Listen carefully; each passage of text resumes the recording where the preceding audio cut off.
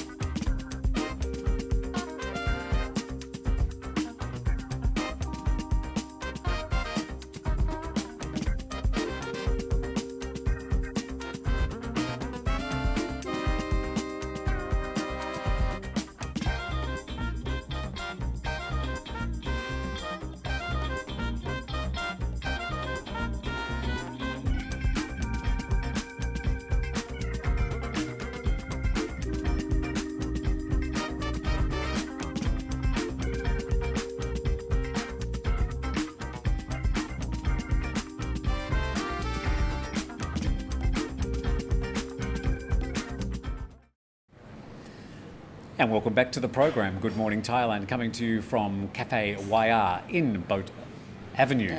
Keep on thinking Boat Lagoon, that's near where I live.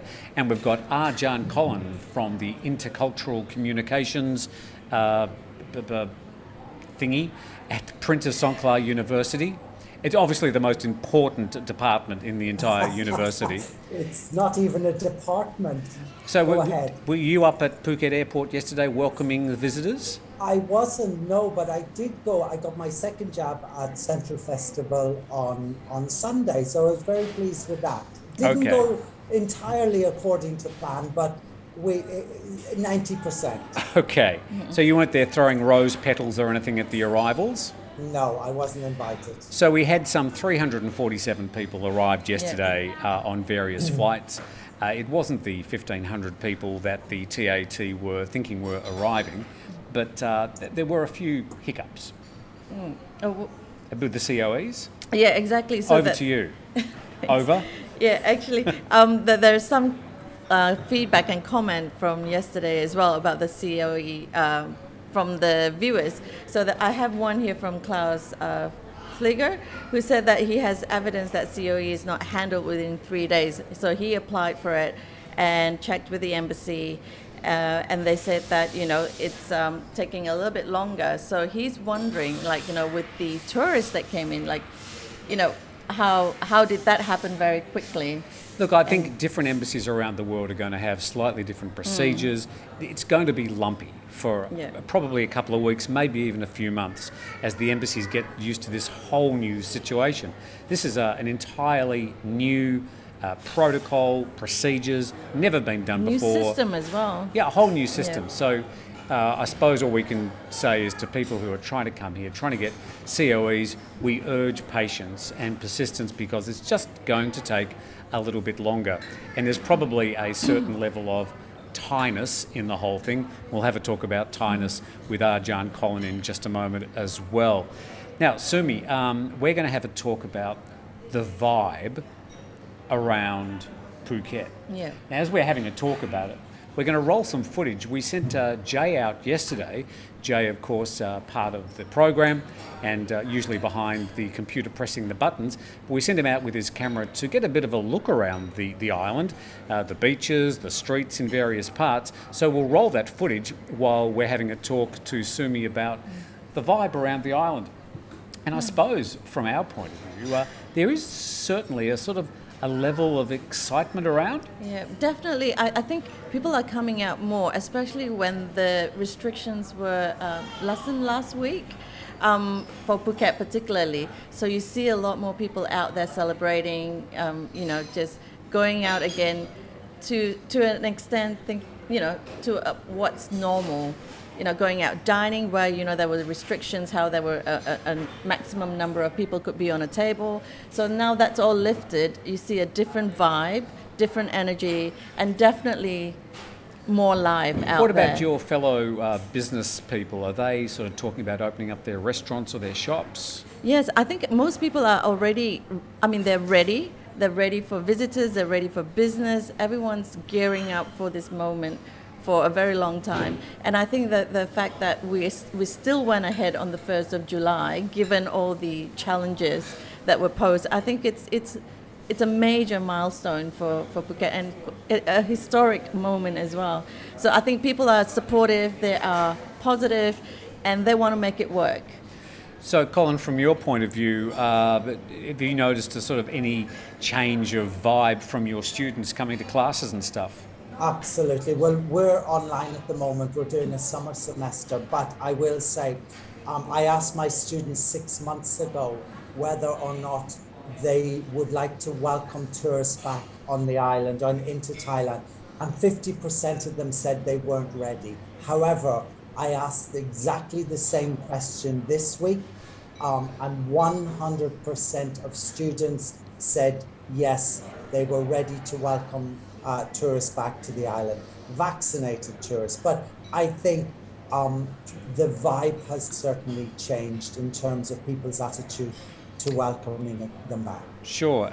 Good morning to Bob from Florida. We've got Grammar Officer Krupke. Hello, Gary. Hello to Crypto Guru, Alexander, and Jao. Paolo. I can't even mention the rest of the name. Do you have any questions there? Yes, I think there are some questions about COE as well. So, here from Crypto Guru asked. Apparently, he was asked for bank statements in receiving his COE. I don't think that's part of the. Yeah, it's not our understanding that bank statements are part of the requirements. It may be related to past applications, or it may be related to specific countries, but we haven't seen any area on the COE application that would relate to COEs. Yeah, well, it could be visa related, I think. Colin? I think it all depends on the embassies throughout the world. I'm trying to get some students in from Europe at the moment, and what European embassies are telling people is completely different to what American embassies are telling people. So I think it will take, it's almost playing catch up at the moment. Sure. And I think give it a couple of weeks and everything will kind of iron out a little bit more. Because you've got international students who are wanting to come and study at PSU. I do, yes. And that's a bit of a nightmare for you. Well, I'm hoping, again, over the next couple of weeks, it will, the little teething problem, shall we call them, will iron out a little. But they are chomping at the bit. They want to come to Thailand. They want to support the economy, and they want to study here. So I think over the next couple of weeks, things will be ironed out a little bit. Sumi. So my next question. It's coming in thick and fast at the moment. I know, so they're all coming in. So getting to them as quickly yeah, as we can. I think there are a few people validating that question. So saying that they've been asked for bank statements as well. So from different destinations. So you are right. So you do get different. It actually would be helpful for us. If you have been asked for bank statements, could you tell us which embassy you were applying at? And then we might be able to get some sort of commonality, and then we can report that as something that is an issue, and we can pass that on to our readers and listeners. Yes. Somebody was saying, can't wait to get back, waiting for my second vaccine. I'm off to the Sandbox, says DJ Mortez. All right, we're going to have a talk. Sorry, Colin, you were going to say something? I was about to say, I think so many people have worked incredibly hard to make this happen. And I think we need to give those people a round of applause and give them some credit. And yes, it's not going to be very smooth at the start, but they're going in the right direction. I would say, Sumi, that the Phuket Tourism Association have probably been the key drivers in making this happen. Exactly, and getting the right government involvement as well in departments. I think getting the sets of rules and regulation, the safety and hygiene measures up. I think it's there are a lot of work involved, not only ensuring the safety of our community and staff, but also international tourists coming into the country. Yeah, So- and if you had ever worked with Thai public service departments, you'd realise what an incredible situation it's been to actually pull this together and make it happen. Exactly. So congratulations to particularly the Phuket Tourism Association. We're going to have another break, Sumi, and come back. Then we're going to have a talk with Ajarn Colin about misunderstandings and the concept of Asian face. You are on Good Morning Thailand. We thank you for joining us, and thank you to all the people online. We will get to as many of your comments as we can. It's a bit of hard work, especially when you've got a flowery shirt like that on Colin G. But we'll be back right after this break from Waya Cafe. Want to keep up to date with what's happening in Thailand? Download the Thaiger app. It works on both Android and Apple. And it's free. All the latest news, videos, and information at one click from your phone. Go to your Play Store or App Store and download now. And we're back on Good Morning Thailand. Thank you for joining us today. Last day of the week, episode number 30, can you believe? And we're slowly just sort of changing the program every day and trying to make it a show that's good for you and that we get to interacting with you as much as we can.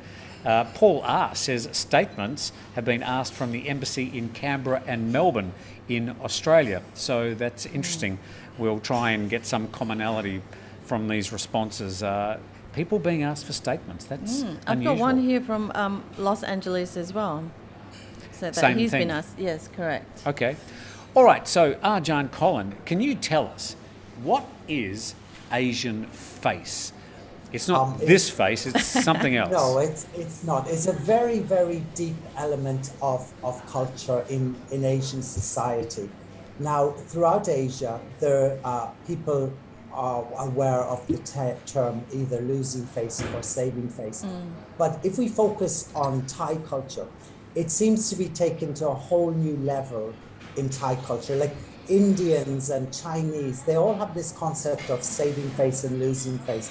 So the term losing face and saving face is very, very important to Thai people. And if you were to ask any of my students, what is the most important thing or what's the worst thing that could happen to you? And they would say, oh, teacher, for me to lose my face. Now, Thais will go to great lengths to save their face. And to us Westerners, we might see it as a little bit silly or even ridiculous. But saving face in Thai culture is probably the equivalent of a Westerner's reputation.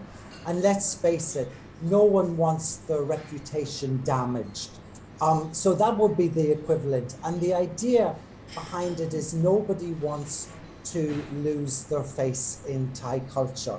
But in Thailand, they just seem to take it to a whole new level. I guess if you were, yes? Go on.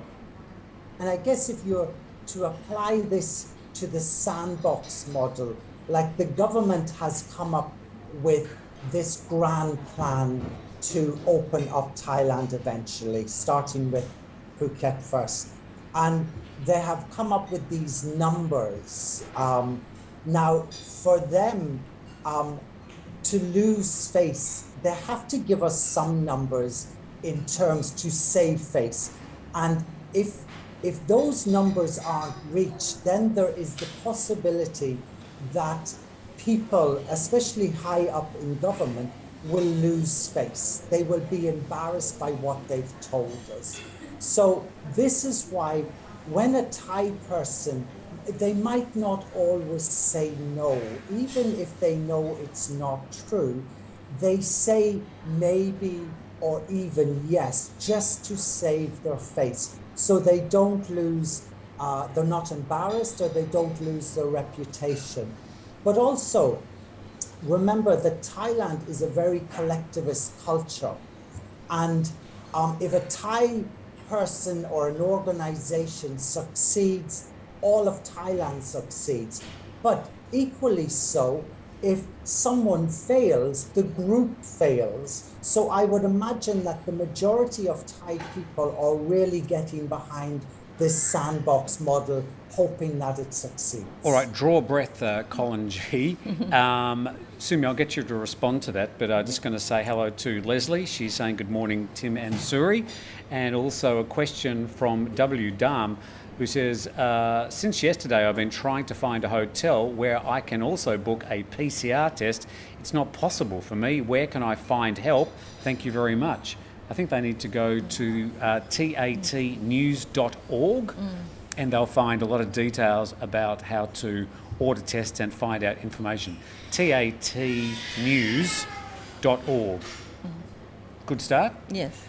What's your response to Colin and that sort of, I mean, you're inside Asia, the Yes. idea of what he's talking about with face? Yes, correct. I mean, I can relate to a lot of what Colin mentioned earlier. So I'm half Chinese and half Indian.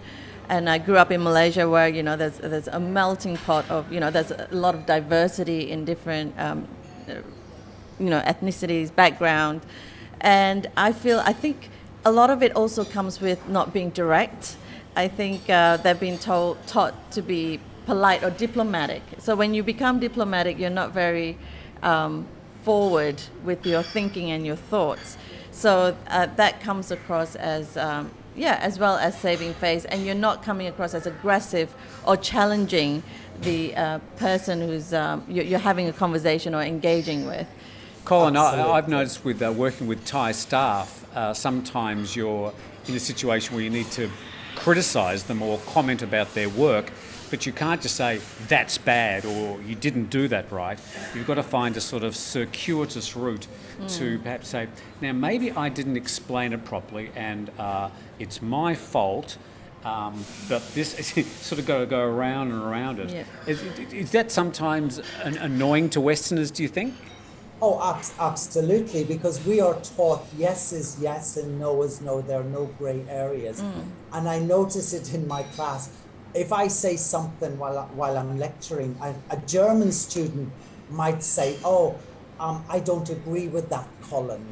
And the Thai students cower away as if to say, oh my God, you can't say that to a teacher. So Thais don't handle confrontation very well.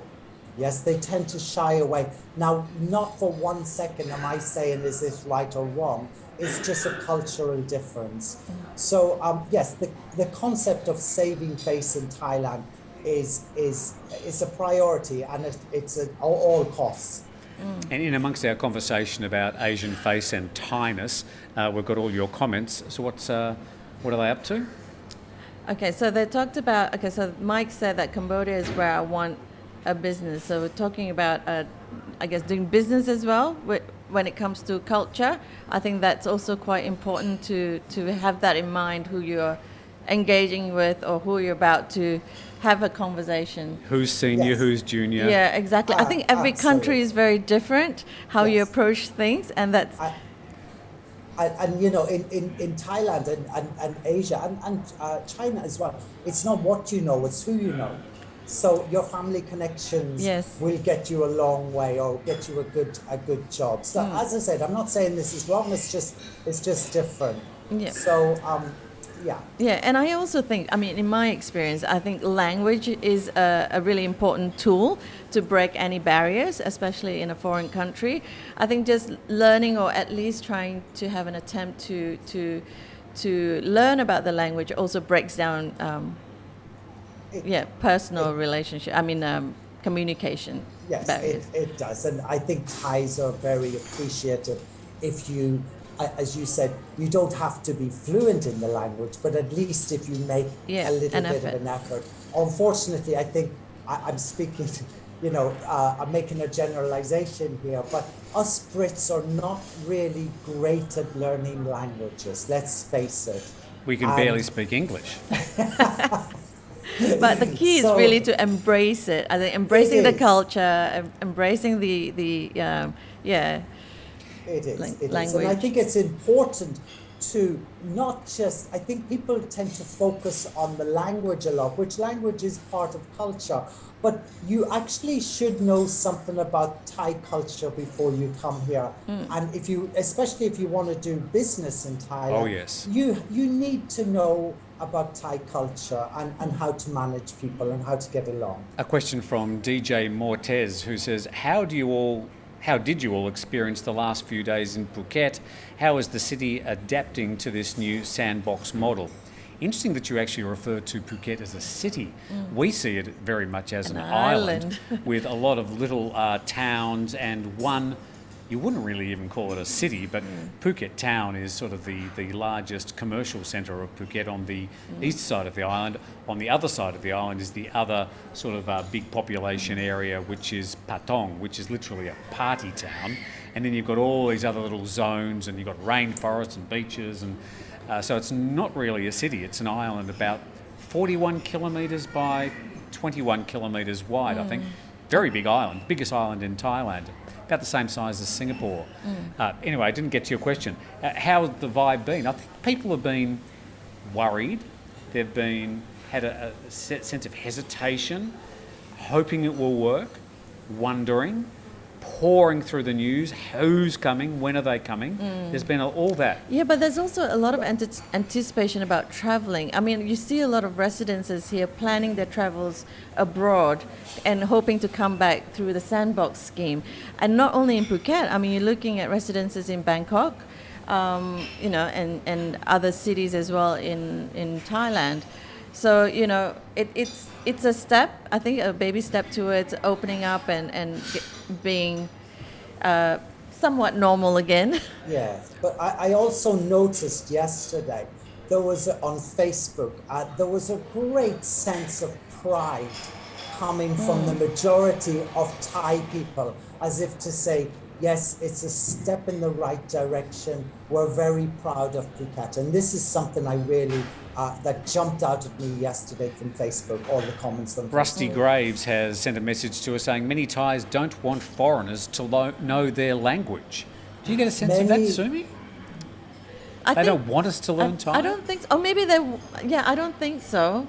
But they do. I think they help you as well. And they do. Yeah, they're very... Yeah, I'm not sure where you get that from, Rusty. I mean, I also know that often I go to a restaurant or somewhere, or even with my staff, and they're talking in Thai, and I know they're talking about me, and I think they enjoy the fact that I probably can't speak their language conversationally, and they can get away with saying just about anything.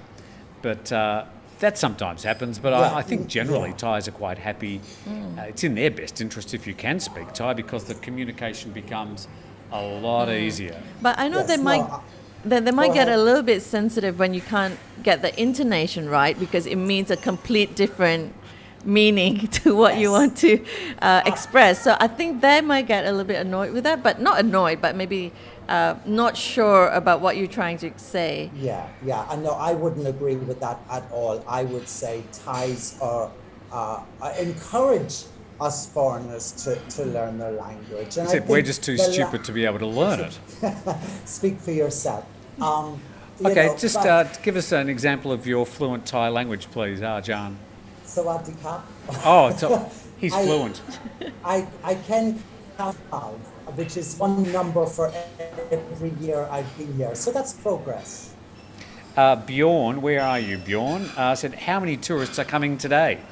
I understand it's roughly the same amount as tourists that came yesterday. We do have actually a list of the flights and the manifests, not the actual names, but the passenger numbers. So we'll try and dig those out for you. Certainly, I think in the first couple of days, everybody's going to be chasing the numbers. Who's coming? How many Thais? How many foreigners? How many tourists? We'll probably get sick of it after the first week, but I understand it's about the same number today as yesterday. But I also think there's almost too much focus on numbers for the first couple of weeks. It's the fact that the airport's opened, there's flights coming in, and there may have been a bit delay offering or issuing the COEs. So I think over the next couple of weeks, it will increase. Julian says, they always want me to speak Thai, but I'm too old to learn. It certainly gets to a stage where I think your brain cells don't quite connect the way they used to when you were younger. If you learned multiple languages when you were younger, I'm 100% sure that makes it easier to learn a language. I barely learnt English when I was young. I learnt French at school, which I've forgotten 90% of because I've never used it. But I've tried to learn Thai. I find it very difficult. I learn words, I remember them today, but by the time I wake up tomorrow morning, I've forgotten them.